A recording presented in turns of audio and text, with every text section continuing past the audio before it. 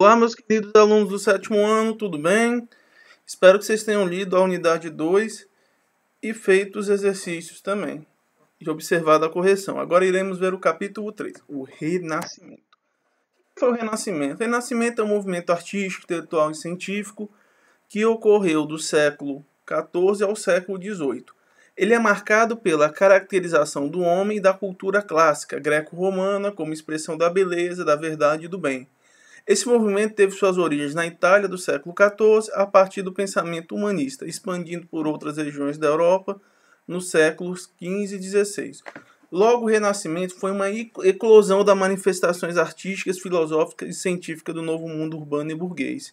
Suas principais características eram o movimento anticlerical, contra a igreja, movimento humanista, a valorização do homem, e do antropocentrismo. O que é o antropocentrismo? É o homem no centro de tudo, ao invés do teocentrismo, que era Deus centro de tudo. Foi uma invenção do liberalismo no século XIX para diferenciar a Idade Média da Idade Moderna, no sentido de demonstrar modernidade, expansão, liberdade. Então, essa é a principal característica. O termo é inventado a posteriori. O que era o humanismo? O humanismo caracterizou pela defesa da necessidade de reestruturação do pensamento e pela ruptura com os valores e preceitos típicos da mentalidade medieval. Eles basicamente eram contra a perspectiva da igreja que Deus deveria estar no centro de tudo, que tudo era pecado, que não jamais poderia se contestar o conhecimento religioso, que era dogmático, entre outras coisas. Logo, os humanistas voltaram-se para artistas, literários, filósofos, estadistas da antiguidade greco-romana. Eles foram buscar no passado inspiração para construir o presente. E assim eles foram criticando a mentalidade medieval. Eles se baseavam muito na inspiração de um filósofo grego chamado Protágoras, que viveu no século V. Ele falava que o homem é a medida de todas as coisas, ou seja, o homem deve estar no centro de tudo, e não Deus. Por que foi na Itália, professor? A Itália não era um país formado, tipo a Espanha e Portugal. A Espanha ainda não era, a Espanha só se fez no século XV, como Portugal, França, entre outros. A Itália eram várias cidades e estados. Cada cidade era um país, era formada desde repúblicas a pequenos reinos. Você tinha a República de Florença, Ducado de Milão, República de Veneza, República de Gênova, Reino Independente de Nápoles, os estados papais. Logo, cada um buscava ter sua hegemonia. Eles começaram a ganhar muito dinheiro com o comércio no Mediterrâneo. Tinha uma rota chamada Rota da Seda, que ela nascia na China e ia bater lá no Oriente Médio. E lá eles traziam muitas especiarias, pimenta do reino, cravo, canela, mostarda, tecidos de seda, e compravam esses italianos, onde esses reinos, e revendiam na Europa com altos lucros. Logo, eles também faziam comércio com o antigo Império Romano do Oriente, ou Império Bizantino, comprando os artigos de luxo, especiarias da África e revendendo para toda a Europa. Logo, eles dominavam as rotas do mar Mediterrâneo, assim impondo o fluxo de comércio e colocando suas regras. E com muito dinheiro em voga, eles começaram a atrair artistas para a região, patrocinado pelos ricos ou conhecido como mecenas. Mecenas é oriundo de um alto funcionário do Império Romano, do primeiro imperador Augusto, que patrocinava as artes em Roma. Aqui é como a Itália estava no século XV. Observe. Vários estados, reinos, ducados, repúblicas, reino da Sicília, reino de Nápoles, os estados papais, que é conhecido pela doação de Constantino e também rubricado por Carlos Magno, a República de Siena, Florença, República de Modena, de Veneza, República de Ragusa, de Gênova, de Savoia, de Milão. Então, era uma verdadeira aglomerado de pequenos estados, mas que tinham um grande poder econômico, principalmente no Mediterrâneo e com comércio. O Renascimento ele não teve uma fase só, foram várias fases. A primeira fase é que a gente chama de 300, que vai do século XIV ao século XV. Principais características: foi dominado pelo estilo naturalista de Giotto de Bondone, que nós vamos ver, tendência da pintura denominada de maneira nova e demonstração de emoção, representação de personagens dotados de movimento e expressão em cenas coloridas e cheias de vida. Da igreja, de fim do mundo. Aqui é o Giotto de Bondone. um grande arquiteto e pintor, um dos primeiros mestres renascentistas. Ele vai nascer em Florença, vai ser discípulo de Sino de Pepo e vai ser muito conhecido pela introdução da perspectiva do Renascimento. Naquela época não tinha fotografia. Eles fizeram uma escultura dele, baseado provavelmente no retrato mortuário. Aí Giotto, pessoal, observem, à sua esquerda. Aqui são alguns quadros deles, a Lamentação, onde ele mostra Cristo tirado na cruz e os anjos em volta. Ele demonstra principalmente os seguidores e amigos, o sofrimento humano, dá para ver nas imagens, e é cercado por anjos, demonstrando que a gente é mortal. Outro exemplo dele é a Capela de Arena, na Igreja de Padua, na região de Veneto, na Itália. Contém uma série de afrescos. A igreja vai ser dedicada a Santa Maria della Anunciação. Ela já é bem antiga, mas a data está errada aqui. Deixa eu ver. É que Bondone é século XIV. Observem. Alguns afrescos de Giotto de Bondone. Ó, repare. Capela de Arena, Via Sacra, Chagas de Cristo. Ó, ele num lado sendo traído por Judas e outro sendo crucificado. Dante Alighieri. Dante Alighieri também é muito famoso nessa época. Ele é conhecido mais pelo livro dele A Divina Comédia e Vida Nova Monarquia. O que ele vai ser? Vai ser um escritor, poeta e político na República de Florença.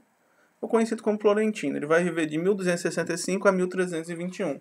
A Divina Comédia é muito engraçado, porque descreve a viagem através do inferno, do purgatório e do paraíso, guiado pelo poeta romano chamado Virgílio, Pumpus Marão Virgílio, que ele vai escrever a Eníada, que era considerado um símbolo da razão humana. Logo ele vai fazer essa série o Eníada, que vai descendo pelo inferno, purgatório, paraíso, pela mão da sua amada Beatriz. Aqui é um retrato dele. Francisco Petrarca também vai ser um grande intelectual, vai ser da cidade de Arezzo, no século XIV, 1304 a 1374. Ele era famoso devido aos seus romances, era um romanceiro. Pai do humanismo italiano, valorização da cultura greco-romana, e vai ser um inventor do soneto. O que é um soneto? É um poema composto de 14 versos. À direita, mais ou menos uma foto dele, observem. Olha que interessante. Giovanni Boccaccio é um dos meus autores favoritos, pessoal. Ele era de Florença, vai ser um poeta e crítico literário, especializado na obra de Dante. Ele vai ser um marco na ruptura entre a moral medieval e a anunciação do tempo novo, o amor do valor espiritual. A obra dele prima é Decameron. O que Decameron é? É bem nessa época que vai estourar a peste negra, que vai ser oriunda do Oriente e vai chegar na Europa, vai matar 1/3 da população europeia. Então Decameron são uma série de histórias que eles vão se reunir em um lugar isolado da peste, e são histórias engraçadas do cotidiano, comédia. Algumas são comédias demais. Mas ele é muito interessante, que ele vai iniciar o realismo, iniciando o registro dos valores terrenos, que veio renudar o humanismo.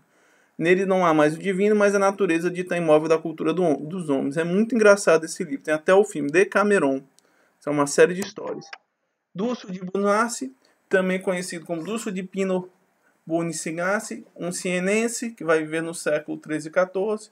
Foi também um dos artistas mais influentes da escola cienesa, e ele vai ter muito papel na questão do estilo Giotto internacional do século XIV. Aqui é um retrato dele à sua esquerda, um desenho. Algumas obras de Giotto Bonassi: O Casamento de Canaã, Jesus vai transformar água em vinho, a Madonna Maria e Jesus, o Céu Madonna, o chamamento dos apóstolos Pedro e André, de Cristo, e a ressurreição de Lázaro. Todas são histórias bíblicas. Mesmo o Renascimento criticando a igreja, eles representavam muitas obras, muitas passagens bíblicas, porque quem bancava, às vezes, era a própria Igreja Católica. Alguns papas, como Júlio II, se eu não me engano, vai ser um grande patrocinador dos artistas. Sino de Pepo, no século 13 e 14, ele vai ser um dos criadores do mosaico, também muito conhecido por ter Giotto como seu discípulo, e um dos grandes pintores, à sua esquerda. Algumas obras dele: a Crucificação, Madonna, Maria. Repare os movimentos, essas expressões, já começa a gente ver. E o 400 já é uma segunda fase, é marcado também pelo renascimento da cultura greco-romana na cidade de Florença, e principalmente pela influência da família Médici. A família Médici era uma grande família de políticos e comerciantes na cidade. E eles vão patrocinar as artes, principalmente Cosme de Médici, Pedro Cosme de Médici e Lourenço de Médici, um dos mais ricos que tem, sendo considerado grandes mecenas e patrocinadores. Esse período é marcado por um grande movimento cultural e artístico na cidade. Principais artistas: Fra Angelico, no século XV, André de Castanho, no século XV, Piero della Francesca, século XV, Andrea Mantega, século XV e XVI, Sandro Botticelli, no século XV e XVI, e Leonardo da Vinci, século XV e XVI. Toda vez que a gente pensa em Donatello, Rafael e Michelangelo e Leonardo, o que vem à cabeça de vocês? Não são as tartarugas ninjas, eram pintores do Renascimento. Aqui é Fra Angelico, mais conhecido também como Giovanni de Fiore ou Guido de Pietrosino. Ele vai ser um pintor italiano beatificado e é considerado padroeiro universal dos artistas, desde 1982 pelo Papa João Paulo II. Aqui à sua direita uma foto dele, observe os traços. Ele vai pintar o juízo final, que é dentro da nossa escatologia cristã. Repare, a guerra ocorrendo, o fim do mundo, o anticristo aí rolando, matando, do lado do inferno, do outro céu. Outras obras: a adoração dos três reis magos, quando eles vão adorar o menino Jesus. Virgem Maria e o menino com os 4 santos, observe. André de Castanho, também é um pintor florentino, vai ser influenciado por Massacre e Giotto. Ele vai ser marcado pelo dinamismo e expressividade. Aqui é um afresco a Nicola Tolentino, na Catedral de Florença. Observe.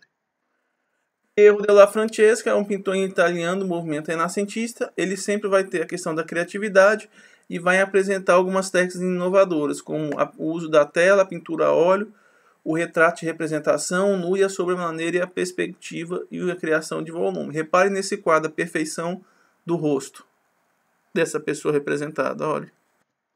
E aqui são os exemplos. Ele vai pintar Santo Agostinho, que é o bispo de Hipona na África, o batismo de Cristo, sendo batizado por João Batista. De Mantega, também é um pintor e gravador renascentista, vai ser o primeiro grande artista setentrional da Itália. A Ascensão de Cristo, observe. As obras, o que mais interessante são os detalhes. Lamentação do Cristo morto, repare. O Cristo morto na sua lápide, repare todos os desenhos dos músculos, até as dobraduras do lençol. São Jerônimo penitente no deserto, onde ele vai se retirar no deserto, observe. Sandro Botticelli também vai ser um pintor italiano, destacado retratista, vai transpor a linguagem e as concepções de seus clientes, tornou-se um dos pintores mais disputados do seu tempo. Aqui é um retratinho dele da época que foi feito. Os quadros mais famosos que ele tem: o Nascimento da Deusa ou o Nascimento de Vênus. Repare, ela nascendo no meio das águas.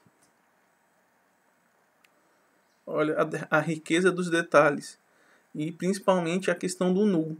O nu já começa, o que era proibido na Idade Média, a representação do nu, no Renascimento já vai começar a se fazer. Ó, observe. Tudo parece até Afrodite, deusa do amor. Outro exemplo, a Primavera, representação das mulheres, olha os detalhes, os querubins e os anjos. Outras obras, o Inferno de Dante, baseado na obra de Dante. A Divina Comédia. Ó. Legais, a Calúnia de Apéres, representando o momento. Repare. O momento da traição. Olha a Deus ali no fundo, os detalhes. Como é bem representado. Observem. E Donato Nicola de Bento Bardi. O Donatello. Ele vai ser um florencinense, vai viver durante o século XIV e XV. Vai ser um escritor e renascentista italiano. Vai trabalhar em Florença, Padua, Siena e Padua. Ele vai ser muito conhecido pelas técnicas de baixo relevo, com uso de diversos materiais, mármore, bronze e madeira. Aqui é uma escultura dele. É um exemplo: Estátua Equestre de Gamatello em Pádua, Maria Madalena em Florença. 50, que já vai marcando uma das últimas fases. Vai ser o apogeu do movimento renascentista italiano. Vai marcar também a decadência das cidades italianas. Por quê, professor? Porque Portugal vai descobrir o caminho para as Índias Orientais com Vasco da Gama, em 1498. E também vai marcar a descoberta da América. O que era exclusivo das cidades italianas, todo mundo começou a saber. Também vai marcar as chamadas Guerras Italianas, quando Carlos VII vai tentar conquistar a Península Itálica, de 1494 a 59, são várias guerras.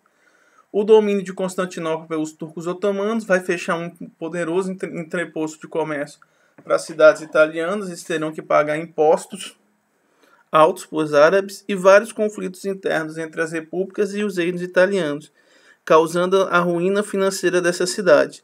Quem vai começar a bancar no final essa arte vai ser o Papa Júlio II e Leão X, que vão investir financeiramente para tornar Roma um centro cultural e vai fazer duas grandes obras: a construção da Basílica de São Pedro e a decoração do Palácio do Vaticano, que tem até hoje. A Basílica de São Pedro é uma construção que demorou 20 anos e se trata de um dos lugares mais importantes do Vaticano, o catolicismo. É um dos prédios cristãos mais visitados, a Basílica de São Pedro. Observem.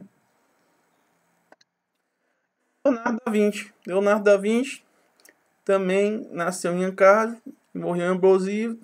Vai ser do século XV e XVI, vai ser um dos pintores mais famosos e dos grandes gênios da humanidade. Ele foi um cara polímata, ou seja, ele sabia fazer várias coisas. Ele era desde cientista, matemático, engenheiro, anatomista, pintor, escultor, arquiteto, botânico, poeta, músico e ainda é um dos precursores da aviação e da balística. Um dos poucos retratos que se conhece dele, ele já velhinho, bem velhinho, com seus 67 anos. E algumas obras dele. O Batismo de Cristo foi pintado com Veratielli. Um estudo anatômico de um cavalo, no diário dele. Um dos mais emblemáticos dele, a Última Ceia de Cristo, onde ele ia ser traído por Judas, ali Maria Madalena, os apóstolos, Pedro. Esse quadro é muito interessante, porque ele é muito enigmático, cheio de teorias da conspiração. A obra mais famosa, a Mona Lisa, que estava na França, no museu. Repare, no Museu do Louvre. Ninguém sabe para que lado ela está olhando, para a direita ou para a esquerda. É um dos retratos mais caros do mundo, nos quadros. Outro exemplo dele é anatomista, o desenho de um embrião que ele fez. A descrição. O homem vitruviano. Vitruvio era um engenheiro da antiguidade, mostrando a proporcionalidade. Alguns modelos de máquina voadora, uma espécie de um helicóptero em cima e outro espécie de um pássaro.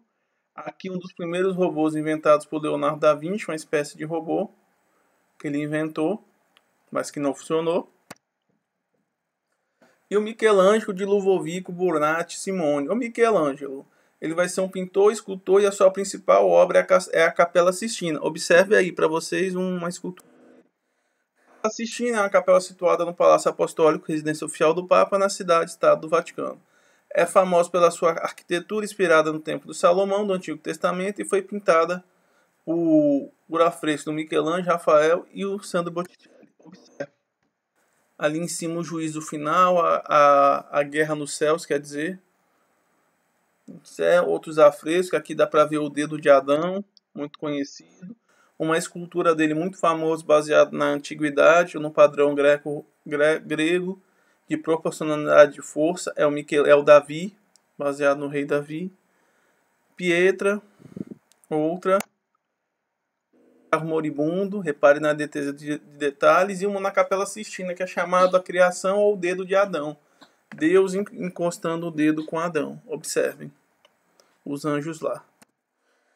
Rafael Sancho também era um mestre da pintura da escola de Florença e também foi um grande artista do Renascimento, marcado pela perfeição e suavidade de suas obras.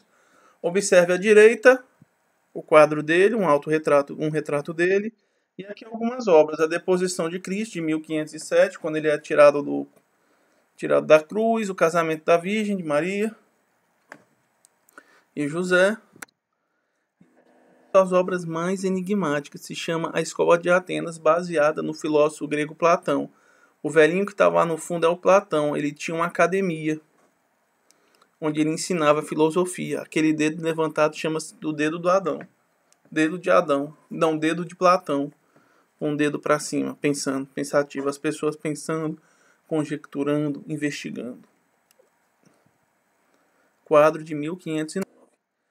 As Outras obras, a Transfiguração, quando Jesus ascende, Cristo ascende, Madonna e o Menino, Donato com Santos, de 1445, e a leitura dos 50. Hoje a gente vai observar que a poesia foi uma forma de contar as histórias da época, de forma bem humorada e crítica social. As peças de teatro eram forma de encenação sobre o cotidiano, abordando os vários episódios da época. Principais autores chamam Torquato Tasso, Jacopo Sanaro, Ludovico Ariosto, Pietro Arentino, Nicolau de Maquiavel. Tasso era um poeta italiano do século XVI, conhecido por La Jerusalém Libertada, de 1580, no qual descreve os combates imaginários entre cristãos e muçulmanos no fim da Primeira Cruzada. À esquerda, mais ou menos, um desenho atribuído à carinha dele. Cannavaro, poeta, humanista italiano, ele vai escrever Arcádia, que consolidou o gênero na novela pastoril na literatura italiana estrangeira. Foi considerado um modelo de prosa. À direita, mais ou menos, um retrato atribuído a ele. Augusto, do século XV e XVI, filho de um membro de um tribunal de Ferrara, estudou direito, abandonando a carreira para se dedicar à poesia. Estudou os poetas latinos e a composição de seus versos. À direita, um retrato dele. Repare, parece que ele fez uma escovinha no cabelo. Observe. Pietro Arentino, escritor poeta dramaturgo, vai escrever o diálogo sobre prostituta e sonetos luxuriosos. Um grande escritor italiano. O meu preferido, Nicolau Maquiavel. Ele vai ser um historiador, poeta, diplomata, músico de origem florentina do Renascimento. Ele é reconhecido como fundador do pensamento da ciência política moderna por ter escrevido sobre o Estado e o governo como realmente são e como não deveriam ser. Aqui um autorretrato dele à direita. Ele é muito conhecido até hoje, o livrinho dele, O Príncipe. E principalmente quando a pessoa vai fazer uma maldade, falam que ela é maquiavélica, porque lembra as coisas do Maquiavel. Eu coloquei uma citação para vocês da obra dele, O Príncipe, de 1513. Chegamos assim à questão de saber se é melhor ser amado do que ser temido. A resposta é que seria ser desejado ao mesmo tempo, amado e temido, mas como tal combinação difícil, é muito mais seguro ser temido, se for preciso optar. Os homens têm menos escrúpulo em ofender quem se faz amar do que se faz temer, pois o amor é mantido por vínculos de gratidão que, quando se rompem, deixam de ser necessários. Já os homens são egoístas, mas o temor é mantido pelo medo do castigo que nunca falha. O que isso quer dizer? Quem ama pode trair, mas quem teme respeita. E Maquiavel fala outra coisa: quem quiser praticar a bondade em tudo, o que está fadado a sofrer, entre tantos não bons. É verdade. Outra que ele coloca: na conduta dos homens, especialmente dos príncipes, contra não há recurso, os fins justificam os meios. Portanto, se um príncipe pretende conquistar e manter o poder, os meios serão atentos sempre para as aparências dos resultados. Um dos remédios mais poderosos contra a conspiração é não ser odiado pela massa. O conspirador acredita que sempre a morte do soberano satisfará o povo. São algumas notas de Maquiavel. E o Renascimento não ficou só restrito na Itália, na região da Península Italiana. Ele começou a se expandir para outros locais, como na região do Flandres, norte da França e Países Baixos, durante o século XIV e XV. A partir da formação de uma classe de comerciantes, donos de manufatura e armadores, que eram fabricantes de navios e mercadores. Começaram a investir na produção renascentista, e tinham principais autores Erasmo de Roterdã e Jan van Hecken. O de Roterdã é muito interessante, porque ele vai ser um teólogo holandês que vai ser muito influenciado. Ele vai começar a fazer críticas à Igreja Católica, principalmente à luxúria, os costumes do clero e as ações imorais presentes no membro do clero, como a corrupção. Realmente a igreja ela se desviou um pouco do seu dogma a partir da Baixa Idade Média, ou seja, às vezes o padre tinha filho, tinha mulher, o Papa estava gastando muito dinheiro com luxo, estava vivendo como se fosse um rei e o povo pobre. Erasmo criticou muito isso. Jan van Dijk, aqui um autorretrato dele, ele vai ser um pintor belga do século XV e irmão do Hubert van Eyck, que é outro pintor, dos melhores pintores, juntamente com Roberto Campin, que trabalhava em Tournai, foi considerado um personagem-chave na criação da Escola Flaminga. Vai observar a natureza. Alguns pratos de Van Heggen, o casal Arnolfina, Madonna de Chanceler Rollin, com lenço azul, observe à direita, retrato de Van Heggen. Dele, Hubert Van Eyck, também outro pintor, irmão mais velho. Repare, as Três Marias no túmulo de Cristo, olha os detalhes, a perfeição. Roger van Dyck também vai ser um dos mais importantes pintores góticos flamengo do século XV. Repare o autorretrato dele. E aqui, uma das obras importantes dele, a descida da cruz. Observem. Olha a perfeição do detalhe nos músculos. Roberto Campin é considerado também o primeiro grande pintor flamengo do século XIV e XV. Ele vai mostrar um grande poder de observação e realismo. Olha o quadro dele à direita, Cristo crucificado. Repare a riqueza de detalhes na expressão, na barriga, nos músculos, na observação dessas duas pessoas lado a lado. Outras obras, retrato de uma mulher, repare na perfeição até as dobraduras do lenço. Uma virgem é um menino, guarda-fogo. O Van Gogh também vai ser um dos pintores importantes. Ele vai pintar muitos retratos, vai introduzir o estilo monumental e uma grande gama de uso de cores e forma individualista do retrato. Retrato de um homem à direita. E aqui uma das obras, o retábulo de Portinari, repare. Olha a perfeição na riqueza dos detalhes.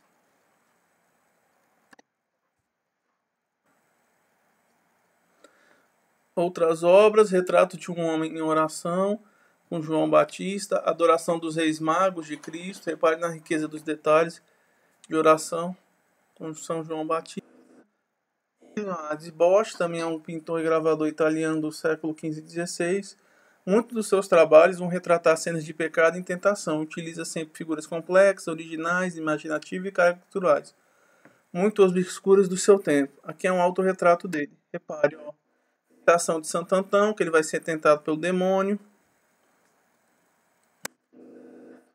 Os Jardins das Delícias. E do outro lado o inferno. À direita.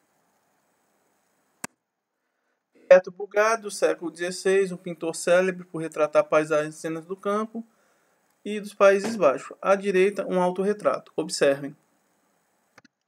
E aqui um dos quadros mais famosos dele, a Torre de Babel, que a Torre de Babel representa um conto bíblico.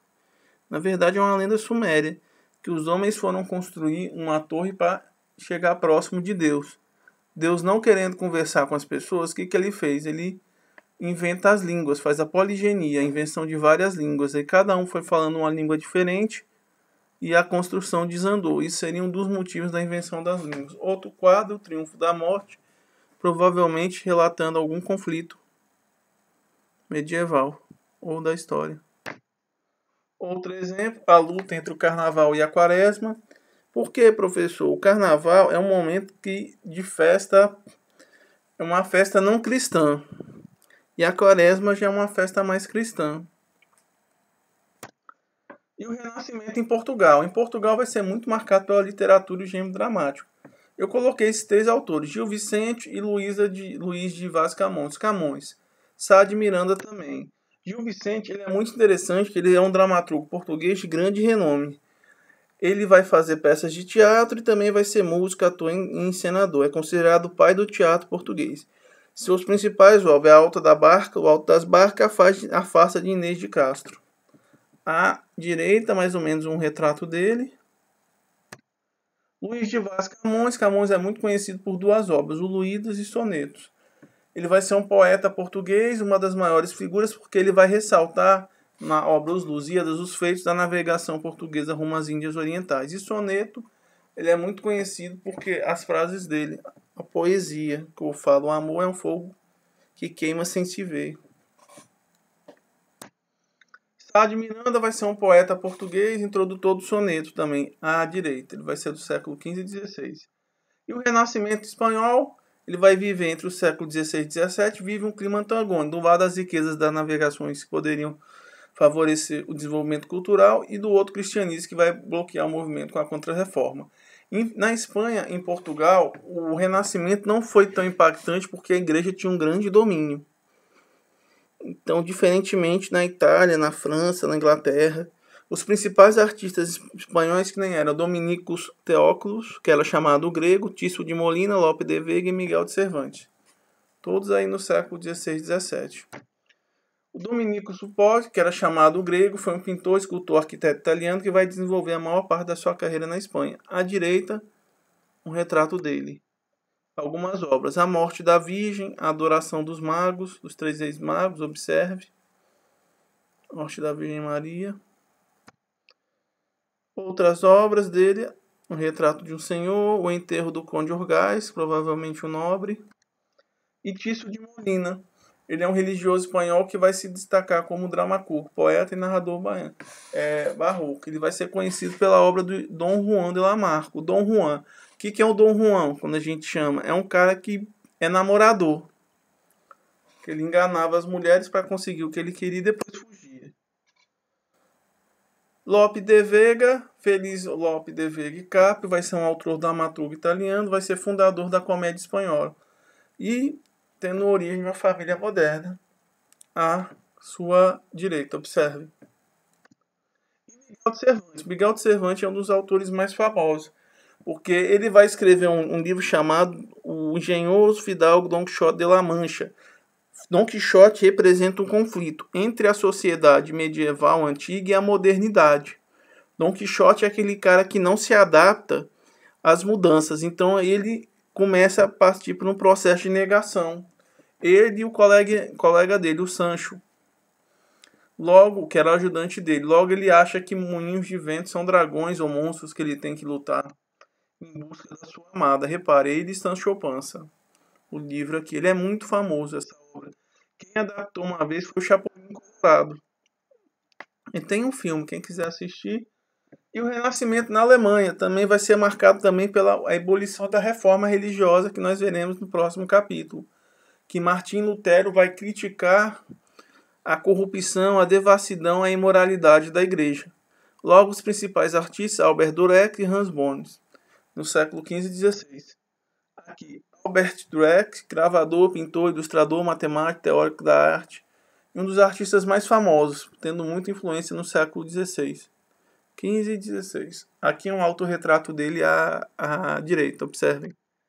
Algumas obras dele, um autorretrato, A Queda do Homem, e Adão e Eva, os dois juntos ali, observem. O papagaio, uma ave mena em cima dele. O autorretrato dele, de 1498. E Jesus entre os doutores. Jesus, menino, foi lá no templo e questionou os doutores acerca da liturgia. Jesus, ele era um rabino. Apesar de ter feito cristianismo, ele era um rabino, um grande estudioso. Hans Boll também vai ser um pintor alemão, um dos mestres renascentistas e desenhistas da xilogravura, vidraria espécie. Suas principais obras estão na Alemanha, Inglaterra e Suíça. À direita, um autorretrato dele. Observem. E algumas obras. Esse quadro do Henrique VIII é muito famoso. Dele, o Henrique VIII era o que instituiu o divórcio, conhecido também como Rei Wesley Safadão. Ele não se cansou de casar uma, se casou mais 5. Os Embaixadores é um quadro também muito famoso dele. Outras horas, A Senhora com Esquilo e um Estoninho, bem aqui. E O Vendedor Ambulante, a morte pegando ele ali. E o Renascimento na França vai ser marcado pelo jovem Francisco I, que tinha paixão pelo Renascimento italiano e era colecionador de pinturas e manuscritos. Então tem vários autores: Jean Gozot, Michel Colomb, Pierre Lescot, Philippe Humbert, Jean Foucault, François Rabelais, que é muito famoso, Maurice Sévère, Clément Marot, Michel Montagnier. Aqui observe algumas esculturas. Foi uma escultura dele, As Quatro Estações, Jean Gozot. Michel Colombi foi um escritor, sua obra, sua primeira manifestação. E aqui é a tumba de Francisco II da Bretanha, a escultura. Pierre Lescot, do século XVI, arquiteto francês. Aqui as fontes das ninfas de Lescot, até hoje tem. Philippe Ornet, um dos grandes arquitectos franceses, mestre do Renascimento. À direita, uma imagem dele. Jean Fouquet, um importante pintor italiano do século XV, do começo do Renascimento. À direita, uma espécie de um retrato dele, uma espécie de uma medalha.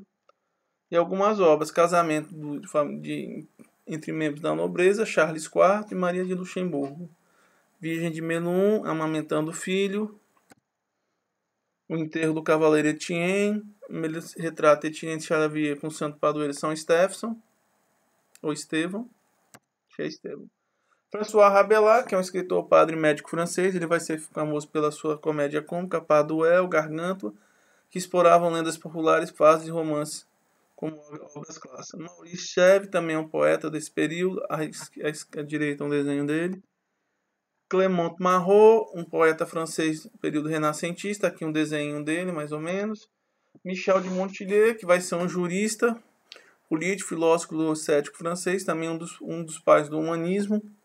Suas obras vai analisar instituições, opiniões, costumes, debruçando sobre os dogmas da sua época, tomando a generalidade humana como objeto de estudo. Ele é um dos pais do humanismo, muito famoso, Michel Montpellier. Até hoje é citado e estudado como filósofo e teórico. E o Renascimento na Inglaterra. A Inglaterra vai ser muito marcada pela sua unificação depois da Guerra das Duas Rosas, que tinha a família York e Lancaster. E também pela figura de dois escritores, Thomas More, que eu esqueci de colocar aqui, do século XV e XVI, e William Shakespeare, do século XVI e XVII. Thomas More vai ser um filósofo, homem de Estado, diplomata, escritor, advogado, jurista, que ocupou vários cargos no governo do Henrique VIII. É geralmente considerado como um dos grandes humanistas do Renascimento. Sua principal obra é Utopia. Pois é, o Thomas More ele vai acabar sendo preso, porque ele vai discordar da ideia do Henrique VIII se separar para casar outras vezes. Ele vai escrever uma obra Utopia, onde ele descreve as mudanças na sociedade inglesa que ocorriam, que eram chamados dos cercamentos. Que as terras estavam sendo cercadas e os pobres sendo expulsos e indo para a cidade, marcando o surgimento do capitalismo. Shakespeare, considerado o maior dramaturgo e escritor inglês do mundo, um dos mais influentes. Suas obras até hoje são citadas. Romeu e Julieta, Rei Lear, Macbeth, O Mercador de Veneza, Sonho de uma Noite de Verão, A Megera Domada, Otelo, O Moro de Veneza, Otelo, O Moro de Veneza e Hamlet. Hamlet é muito conhecido por uma frase chamada, ele fala, ser ou não ser, eis a questão. E aqui um quadro atribuído a ele. Esse é um quadro hipotético. Até hoje a gente nunca viu nenhum retrato dele, mais ou menos. Não se tem certeza, se imagina. E aqui seriam esses principais autores. Espero que vocês tenham gostado. Qualquer dúvida pode entrar em contato comigo e até a próxima aula, pessoal.